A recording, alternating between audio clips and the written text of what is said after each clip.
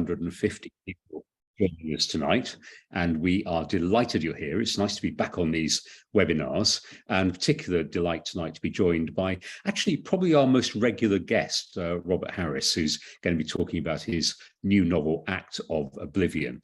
And we'll come to that in just a moment or two. But as usual, I'll give you a few headlines about what's going on at Selwyn. And you may have spotted that we have publicised gently the fact that we came second in the official league table of colleges for good honours, by which they mean firsts and 2-1s. So it means that our students did incredibly well in their exams last year. And we are now way ahead of those lesser academic colleges like Trinity and King's. And maybe because of that, we've got a very high number of applications again this year. So Cambridge as a whole is down by about 5%. Selwyn is level. And we have over 750 applications, which is in our record territory. And it means that there will be, again, a very competitive admissions field this year. And we wish everyone luck in that. And that process will start pretty soon with interviews online against it this year. So that's one of the things that has changed, that we are staying with interviews online for at least another year or two. I've been having the freshers in the lodge for Freshers Suppers. They are a great bunch. Of course, we like all our students, but this year's freshers seem particularly good in their spirits, and we're delighted to have them here. And then tomorrow night in college, we have another event we look forward to, which is the Parents' Formal Hall. So it's a formal hall for parents of students in their 3rd or 4th years, and they come along and have the full Harry Potter experience of Selwyn dinner, and that's something we greatly look forward to. So despite all the adversity in the world around us, I think Selwyn is in good shape, and we are delighted that you are joining us tonight and the community is back together again. So we will now move to the main business of the evening, which is to say good evening to Robert Harris. Hello, Robert. Hello, Roger. Nice to see you again. Hello, everybody. And tonight we're talking about Robert's new book, Act of Oblivion, which I have been happily reading. And Robert, of course, is an alumnus and an honorary fellow. And we have talked in these previous webinars about a whole set of different historical periods, mainly, I suppose, about 20th century and contemporary stories, and also ancient Rome. So this is a bit of a departure because it goes to the English Civil War and the 17th century, but it has been critically acclaimed. And when we were preparing for this webinar, quite a number of people said to me, I think this is best yet. And the reviews have been terrific. So just looking at the review in the Times, Act of Oblivion is a belter of a thriller. A chewy, morally murky slice of history is made into a tale that twists and surprises. And then The Guardian loved it as well. They said, a fine novel. It feels like an important book for our particular historical moment, one that shows the power of forgiveness and the intolerable burden of long-held grudges. Now, I should just say, if you haven't read it yet, Robert and I will be careful not to tell how the story ends, because that would be really genuinely a spoiler. But Robert, the obvious question, you haven't really been in this period before, so why the 17th century? Well, it wasn't something that I intended to write about, but I just happened about 2.5 years ago to be, when I should have been working, flicking through my phone on Twitter, and my eye was caught by the words, the greatest manhunt of the 17th century. And the conjunction seemed so strange that I followed it up, and it referred to the hunt for the killers, or the signatories of the death warrant and the judges of Charles I. And it wasn't something that I'd ever thought about, really. And I read more about it, and I thought it was just a really interesting story, a manhunt at that time. What was lacking was a manhunter. There didn't seem to be anyone running it. And I thought, wouldn't it be interesting to invent the man who went after them all? And that's that. So it started there, simply with curiosity and the desire to invent a figure and to write the procedural, really, of a story of a manhunt. It wasn't any more sophisticated an initial move than that. And the people you write about, the story of Whalley and Goffe, was actually pretty well known in America especially, but it was a bit of a trope in a number of books in the 18th and 19th centuries, and then really, I suppose, fell out of sight. Though there has been a bit of a resurgence in interest, and we had a Selwyn event with Charles Spencer about the men who killed the king, and so they've sort of come back into a degree of prominence now.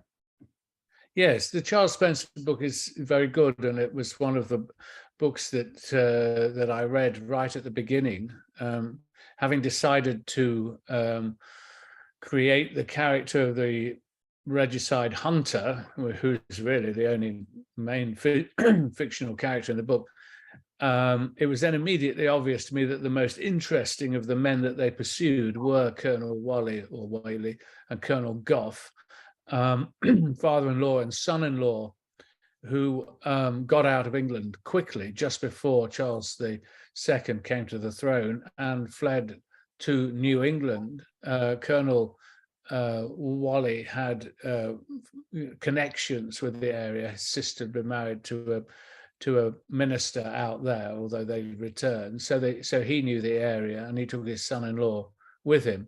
The interesting thing about Whalley is that he was Cromwell's first cousin. They were at Cambridge together. Cromwell famously at Sidney, Sussex, Whalley at Emmanuel.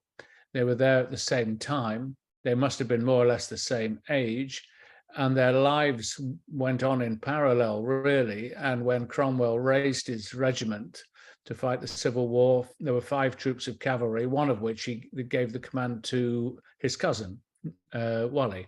So he was interesting, and his son-in-law was also interesting to me. He was a more radical Puritan, had visions of God from God, spoke at the Putney debates. I mean, I loved my late father-in-law, but I wouldn't have wanted to go on the run with him. So it seemed to me quite amusing, the idea of these two men taking off across Puritan New England, and they were on the run for a decade or more. Robert, I should have said we're going to keep chatting for another 15 or 20 minutes, but people are very welcome to put questions in the chat. So do ask a question if you want to as we go through. If the chat doesn't work, or you'd rather do it by email, send it to master@sel.cam.ac.uk. So our regular email address, sel@cam.ac.uk. So master@sel.cam.ac.uk. So we'll look out for questions as we go along. Robert, you said that you had written a book really in a way on impulse by what you saw on Twitter and getting interested in the subject. Some of the reviews think that what you've done is written a great novel about our times as well, and about divisions in society. So it sounds as if that wasn't really your intention. Well, it wasn't my first intention. I mean, the first intention with a novel has to be characters, situation, story, drama, the implacable pursuer and the ill-assorted pursued were, and the landscape of New England in the 17th century. Those were the things that drew me in. After that, of course, one sees, without pushing them, the parallels with the modern age. And I often think that subconsciously something in the past appeals to a contemporary novelist. And to that extent, all historical novels are contemporary novels, because something calls out to you. And I think that maybe there was something about this.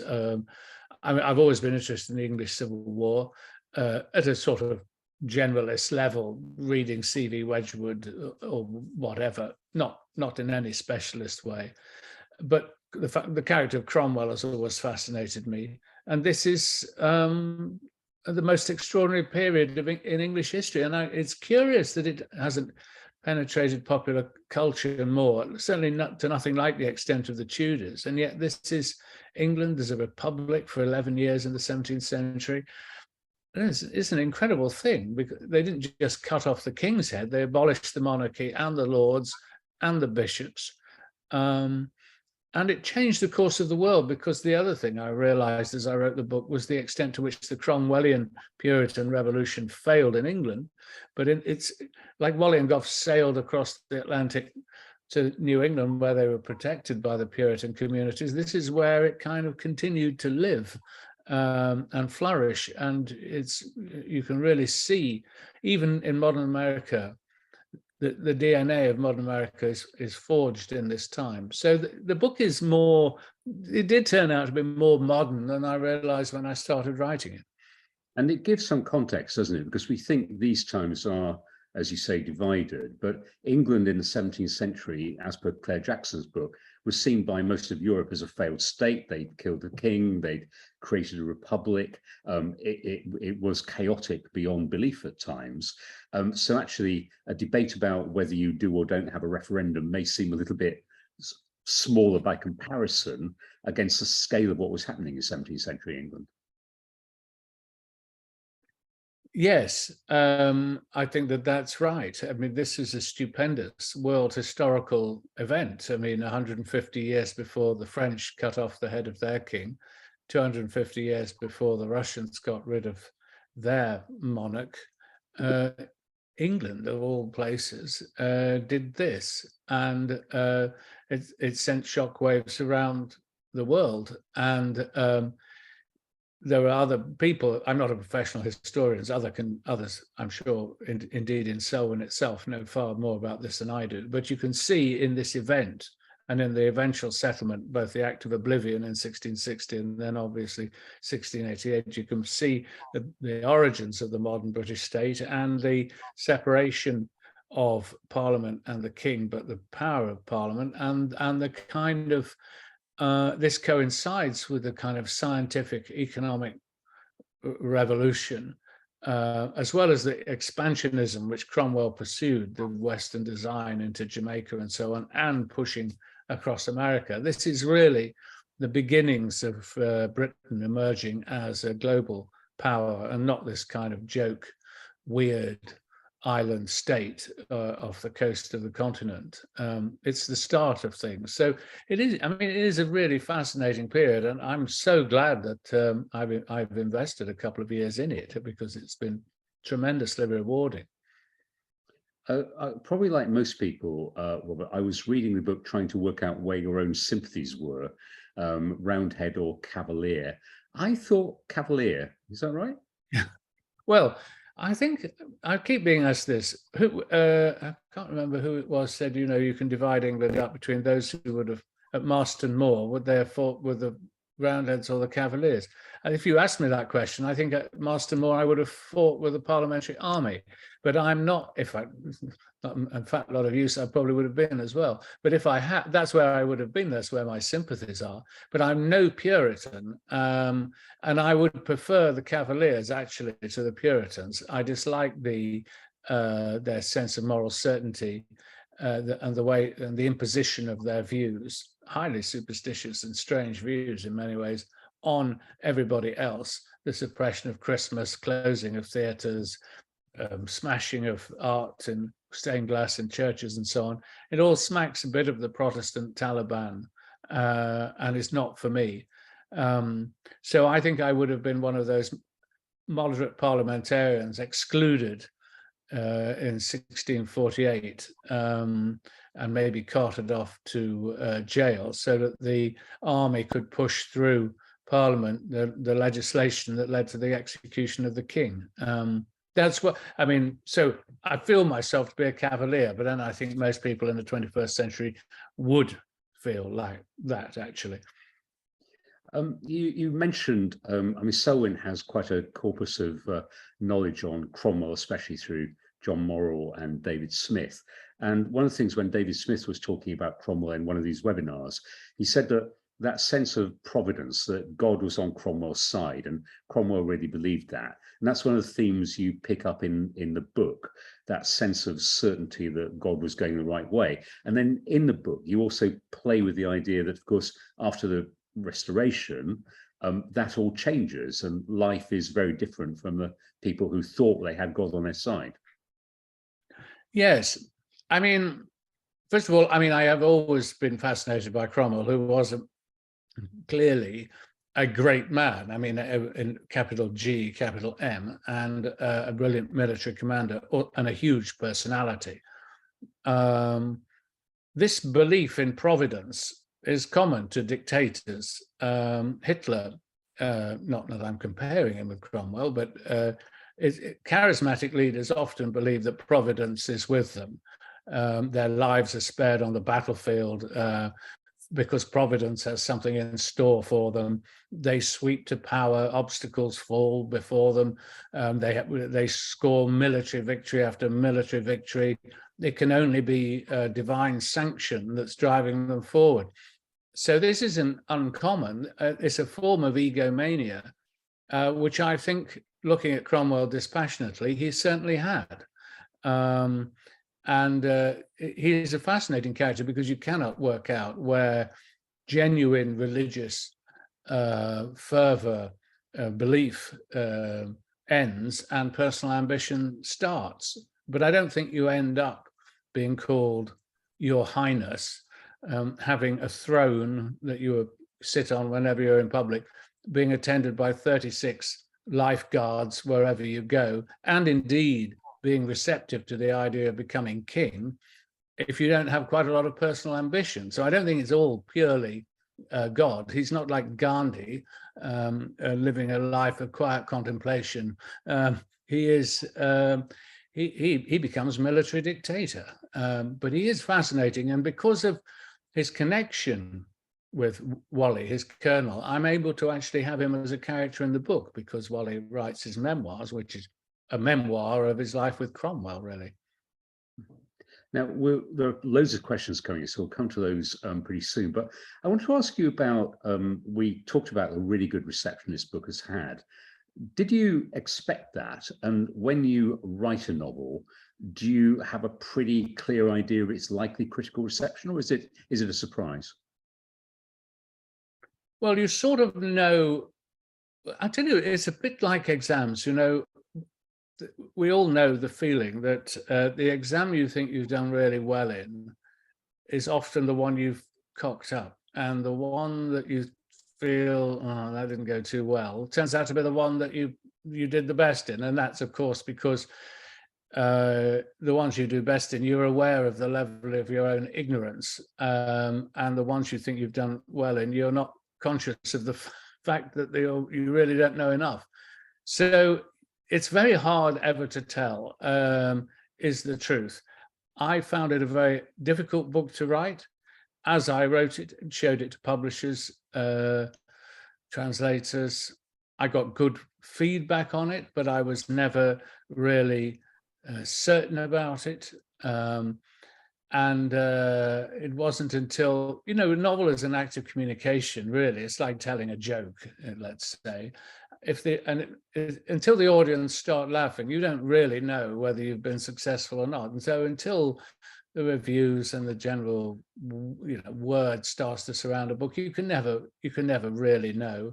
I've been really pleasantly surprised, obviously, by how people have responded to it, and it seems to have worked, and that's good. It was, as I say, the first event that I did publicizing the book, I was asked about it, and I said I greatly enjoyed writing it. And when I got home, my wife says to me, "Why did you say that? You hated every day. You used to come out of this study complaining every day how miserable the whole experience was." Of course, I've completely forgotten that. It was a tough book, but I'm glad I did it. It was hard, but I certainly did the best I could with it. One of our fellows, James Helms, says, "I loved the book, and even more than your previous ones." We may come to James's question a bit later on, but I'll give you, for what it's worth, my theory about why it works, which is, apart from the fact it's just a rattling good tale and a fascinating period of history, I think also we don't know, or most of us can't remember, what the outcome is. So there's an unpredictability, and you go with the narrative.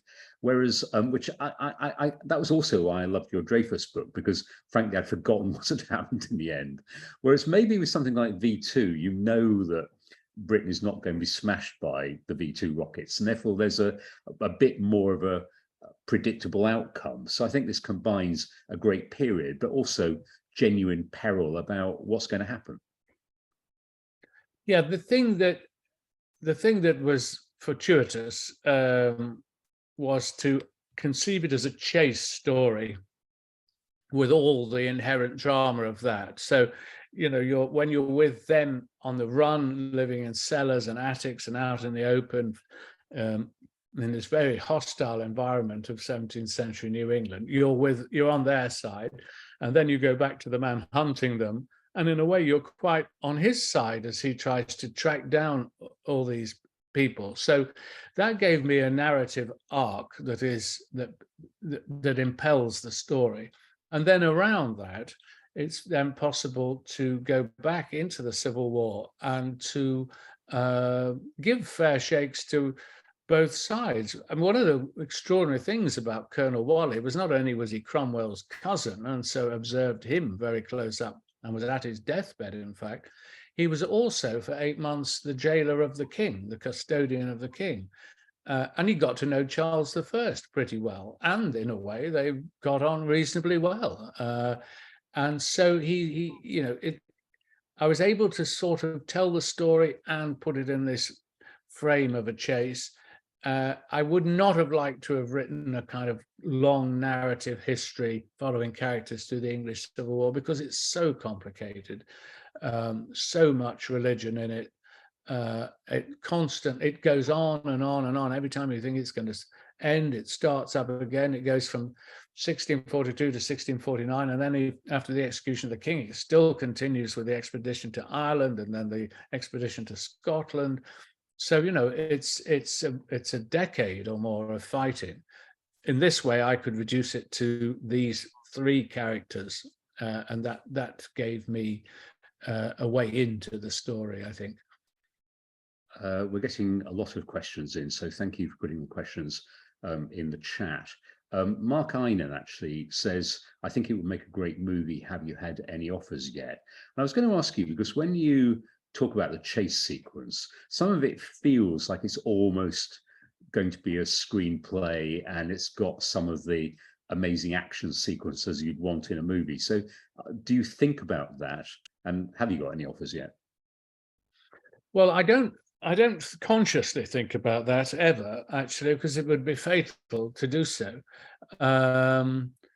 I think because you have to really, a novel, what I like about novels is among other things, the interior monologue, the going inside characters' heads, which you simply can't do with a screenplay or a film. So I can do a kind of psychic track of how people feel at any given time. There are two ways that the book could be transferred to the screen. One would be as a sort of epic feature, really, like The Revenant, a running survival story in the wilderness, and the other is to do it at greater length as a television series, and it has been sold for the latter, actually, to the makers of Downton Abbey, and we'll see what happens. You can't really, you never know what's going to happen when you turn it over, but I like the people there, and I think that let's wait and see what happens. It'll be interesting to watch. I enjoy it when things are made. Sometimes they're good, sometimes they're not, but it's nice to see your work go into another dimension. This is fascinating. Robert, it's all been very comfortable so far. So let me introduce a slightly sour note, which is really prompted also by a question from Murdo McEwen, who says, Robert does a huge amount of historical research. Does he ever get caught out by clever readers pointing out things he's got wrong? And here's actually, it's a pretty good review in The Spectator, but it says you're let down by your anachronisms. So you have at one point people playing among the huge pink rhododendrons in the garden of Hinchingbrook. And it says very severely in The Spectator, this species was not introduced to Britain until the 18th century. Also says that you have Whalley, who'd commanded a cavalry regiment at the Battle of Naseby, would not describe the terrain there, which has strategically significant ridges, as flat. Does that sort of thing annoy you? Well, no, not really. But the book is, I can attest, having written them all, 135,000 words long. So, if I've got two sentences wrong in it, then that's not that's not, too grim. My Dreyfus book, this is my second longest book, the Dreyfus book, An Officer and a Spy, is 150,000 words. And I had a really terrible review by an academic in America based purely on the fact that I'd missed out an accent on the name of President Four, so that it looked like President Foray. And really, that was the basis of his review, was one accent that was introduced. I can't even remember whether I introduced it or the printer did. So, you just have to put up with it. Fair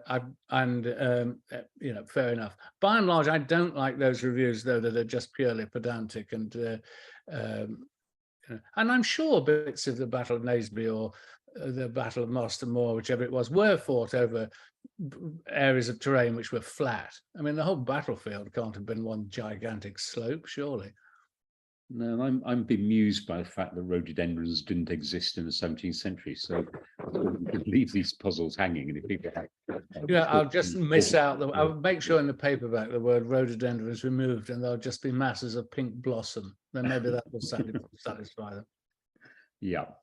So I'm going to go to quite a few of the questions now, because there are even more coming in. So Paul Aris, who's at UCL, I think, says, if you read the popular press, one reads that there is a difference between history and the interpretation of it in drama and writing, etc.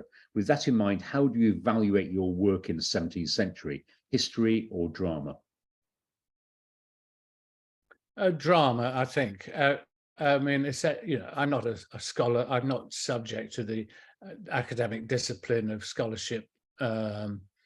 My rule of thumb is never to put anything in a novel that I know for certain didn't happen, but that's about it. Then I can play around in the margins and introduce characters, dialogues, scenes behind the scenes, as it were. I was very struck reading my book of the year, really, are the diaries or journals of Patricia Highsmith, which are absolutely marvelous as an account, actually, of writing, among other things. And she says somewhere there, I think the two most important things for a novel: one, it should have a definite idea behind it. Secondly, it should be so readable that the reader cannot stop reading. And I don't know that the second criterion isn't more important than the first.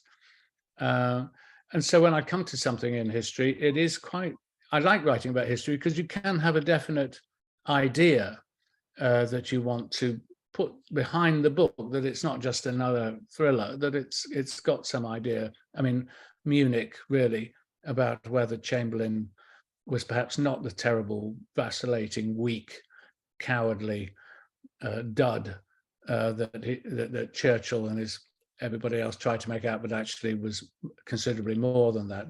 It was an idea behind the book. And that's so I do try and do that. I mean, I approach historical periods and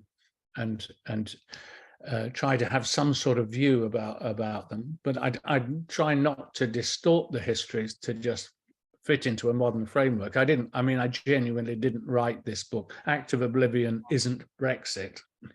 We committed an act of oblivion. We are now a divided country. I mean, that was never my intention in writing the book. It's quite interesting to see that people do take it like that, and maybe you can take it like that, but it wasn't conscious on my part. Kenneth Wilson, who I remember coming back to see us a few months ago, asks, is it really possible for the 21st century mind to understand 17th century religious conflict? Well, that's a very good question. And of course, that goes to the heart of the problem with writing fiction about this time or the Roman time. If you make it absolutely authentic, it's unreadable. If you make it very readable, it's likely to be inauthentic. And somehow you have to strike the balance between the two. There were times when I thought I had really bitten off more than I could chew, trying to write a novel about two Puritan colonels on the run in New England. This is hard. I tried to humanize them. We know that Ned Whalley, first of all, I call them Ned and Will, which I'm sure they're friends and comrades would have called them. They may have called one another. Ned Whalley was a political moderate, opposed Cromwell's punitive expedition to Ireland, for example. He was a fancy dresser and approved of horse racing. His son-in-law, William Goffe, was a much more, as I said, more millennialist, really, believed in the second coming of Christ, which he thought would occur in 1666. He was harder to write, but even we have some letters between him and his wife. He left his wife and 5 young children behind in England, and his tenderness towards her and his children humanizes him. And so I thought, let's just focus on what is like us, their friendship, their alliance to survive, their missing of their families, their sense of loneliness.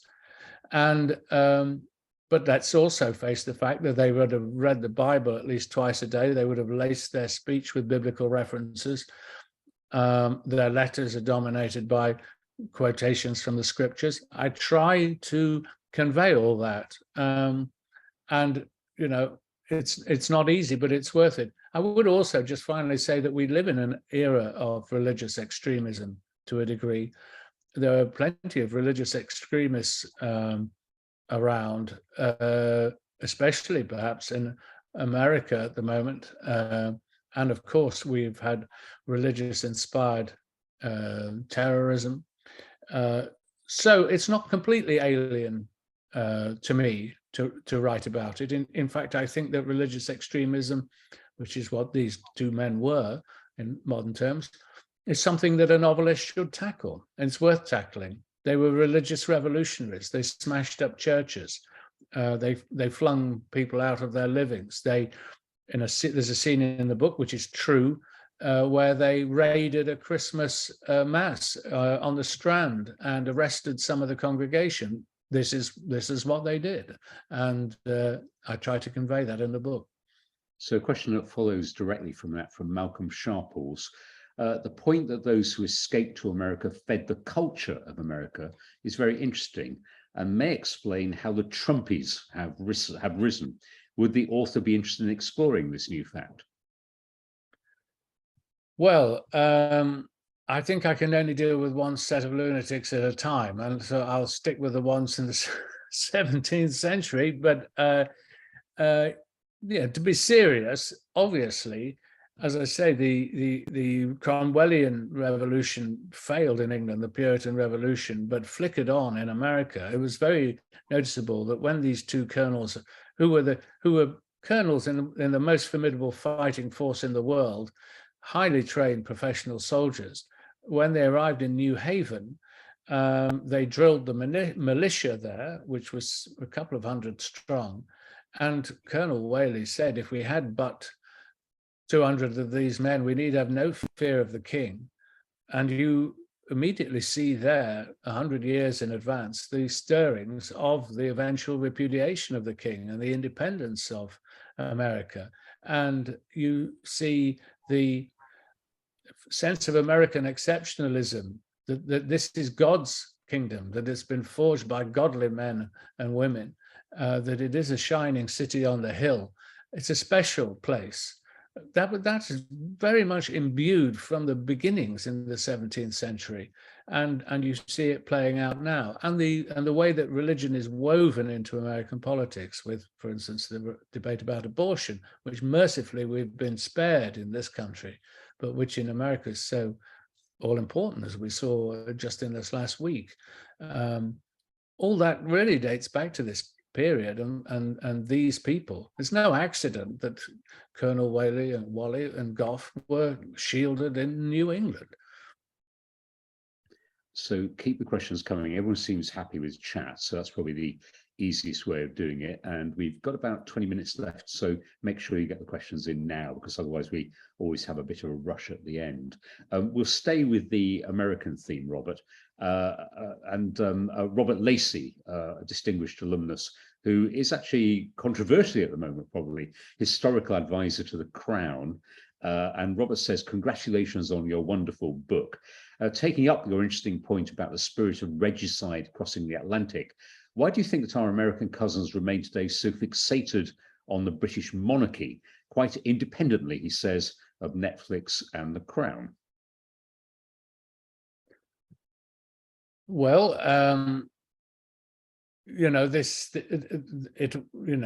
America was a colony.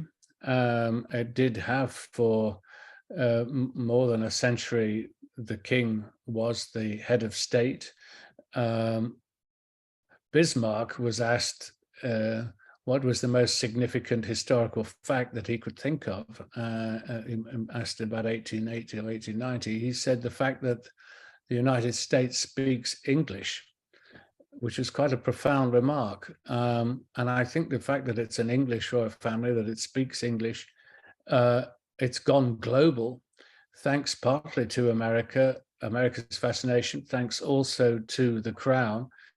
I've got into a slight degree of trouble, Robert might be interested to know, by saying that I think I take a heretical view that I think that the Crown, the series The Crown, has actually may have done the monarchy, the English monarchy, some good.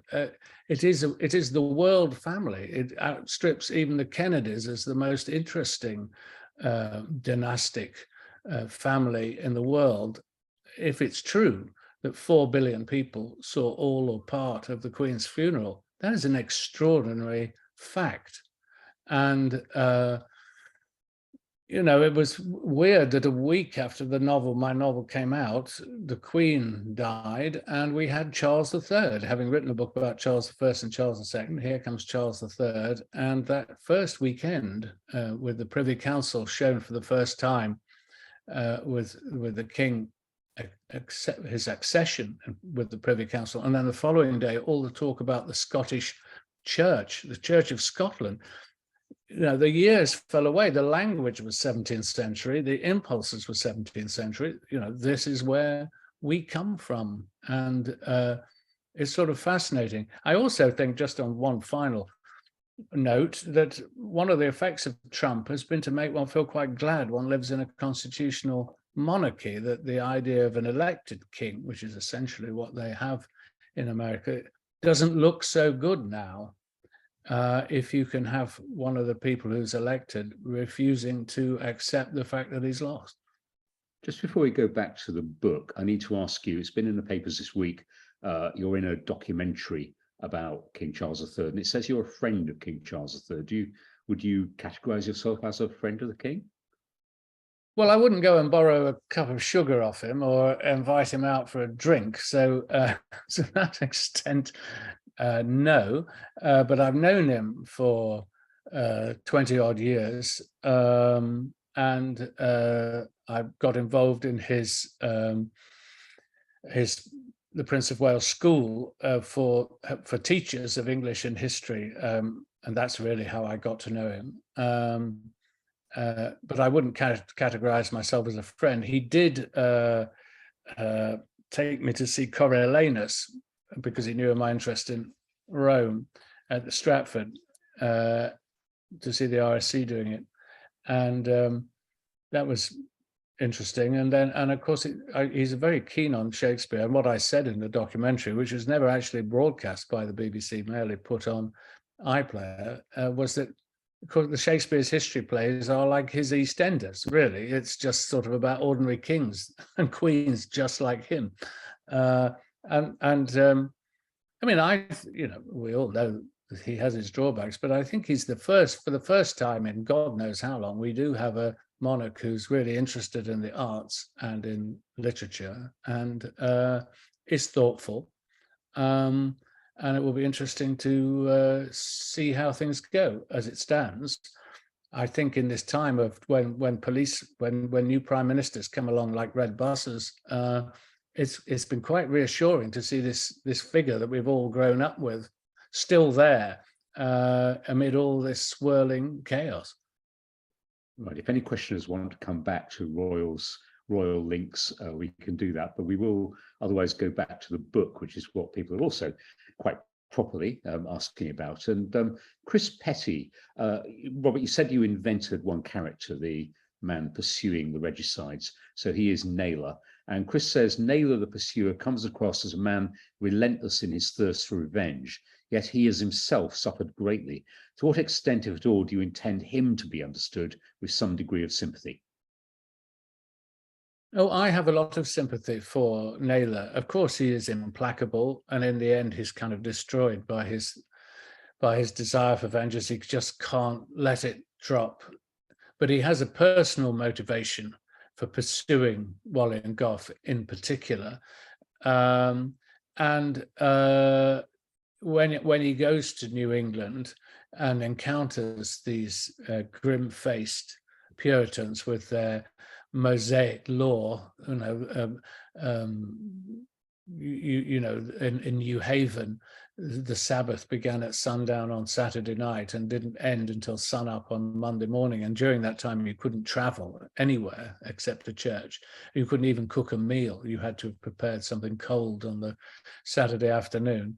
I mean, he expresses what many of us would probably feel, confronted by these crazy settlers. So I do have a lot of time for him, actually. And one of the things in the novel is that I hope you're never really sure where my sympathies lie, because I'm not really sure where my sympathies lie. I accept what Carlyle said about the Cromwellians and that the Puritans, that this was serious government by men of serious purpose, and they do deserve a certain degree of respect for what they achieved. At the same time, they were repressive revolutionaries of the sort you might have found in France or in Russia. Revolutions throw up such people, and I am instinctively, I'm afraid, a moderate and a liberal, and I dislike certainty in almost any form, and I believe in doubt. So I'm neutral as between these two, the pursuer and the pursued. Peter Agar, a former fellow, you've mentioned the harsh environment of 17th century England a few times. How well do you know yourself, New England? I should have said New England, 17th century. How do you know New England, and how do you familiarize yourself with what it was like physically in the 17th century? Well, I know it reasonably well. I set a previous novel of mine, The Ghost, on Martha's Vineyard, and over the years, working for the BBC, on book tours and so on, I've been to a lot of the towns in New England. I didn't go there for this novel because knowing New England, knowing it around Boston, the freeways and the skyscrapers and the rest of it, I knew that whatever the New England in my novel was buried deeply beneath all of this. There wasn't much point in going for that purpose. What I relied upon were contemporary records and scholarship of others.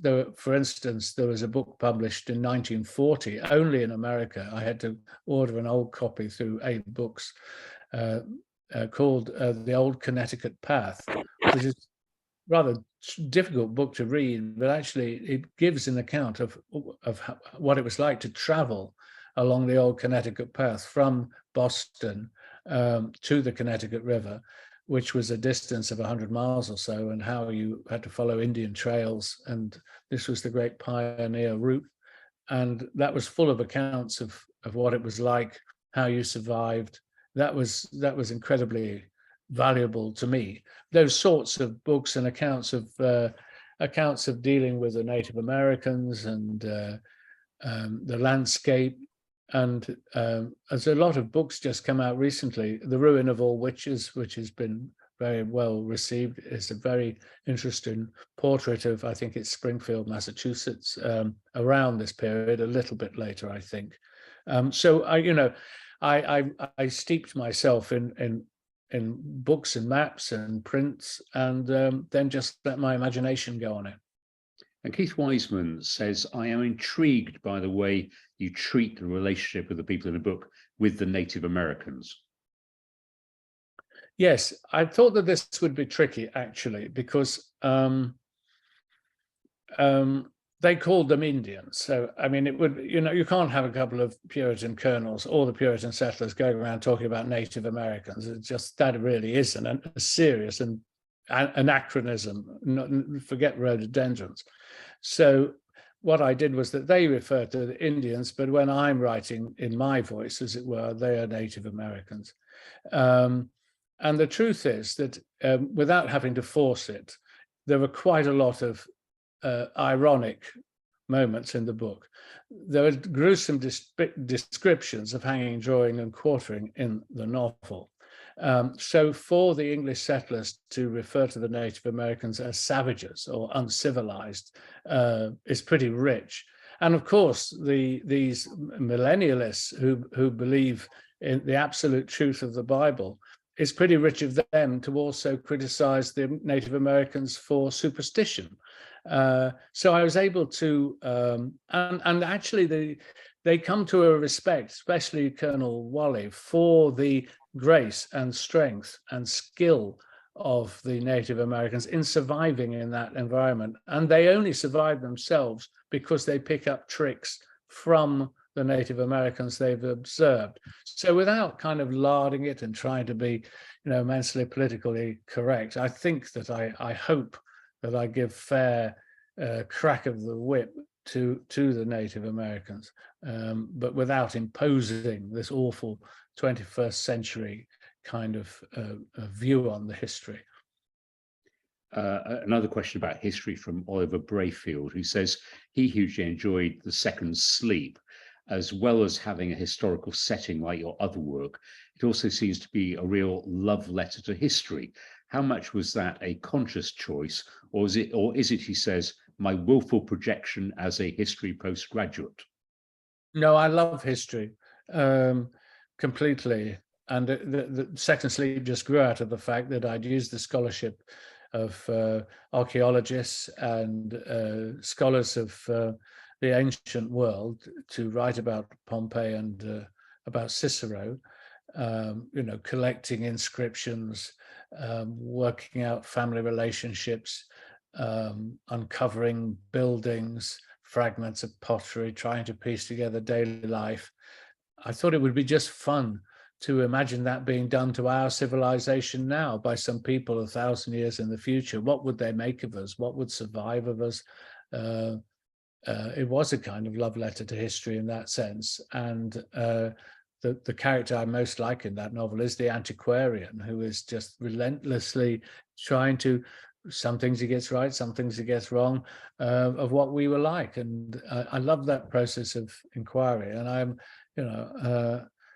I always try in the novels to acknowledge the sources of the books that have helped me, because I'm acutely conscious that I couldn't write my books without the scholarship of the professionals, as it were.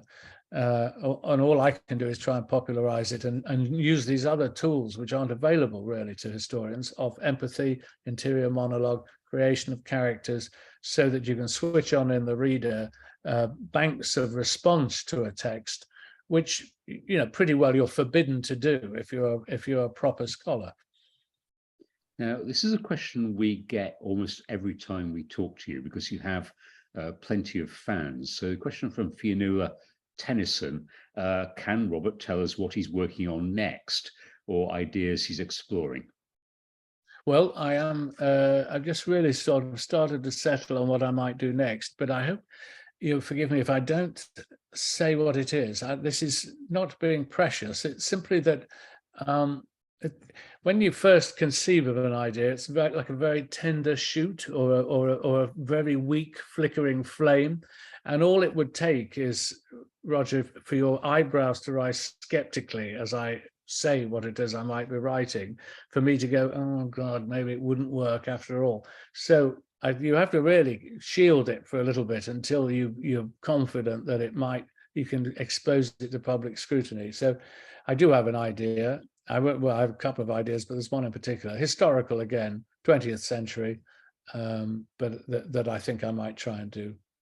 I mean, I love writing. If I'm not writing a book, I feel a little, I don't have any hobbies. I don't do much else, actually. So I like to have a book on the go as a place that I can retreat to and always pick up and think about. Let me ask James Helm's question, which is another way of trying to get to maybe the same point, because he said, what will you focus on next?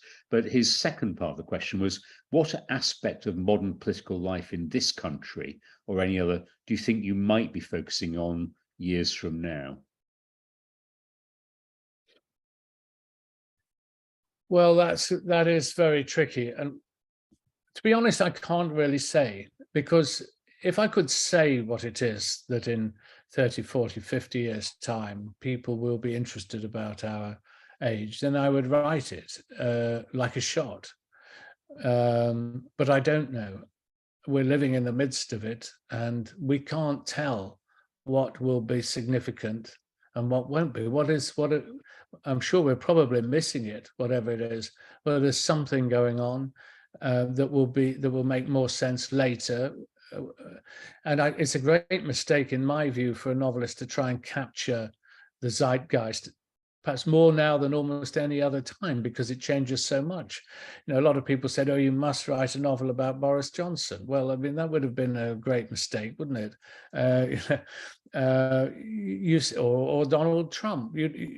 These are symptoms of something rather than the cause itself. And I think it'll be some time before we can get a handle on whatever that is. So one of the arguments for writing about the past is that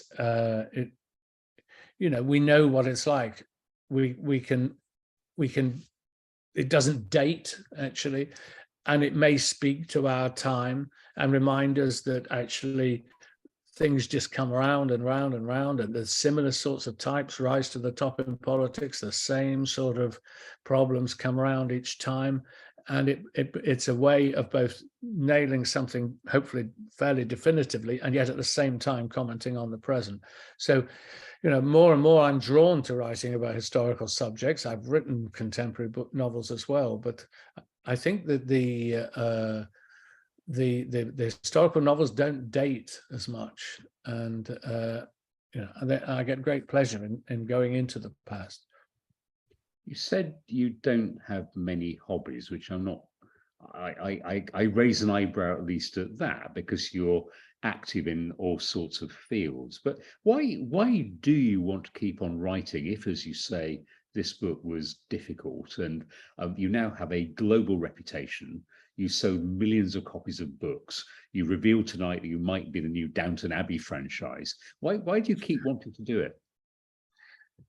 Well, I wanted to write since I was about 8 years old, and from that point on, a lot of my waking hours was spent daydreaming, writing fake newspapers, sketching imaginary countries and cities, toying about trying to write plays and short stories.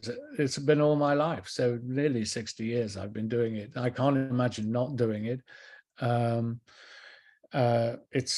It's just what I do and always have done. And I can't imagine not doing that.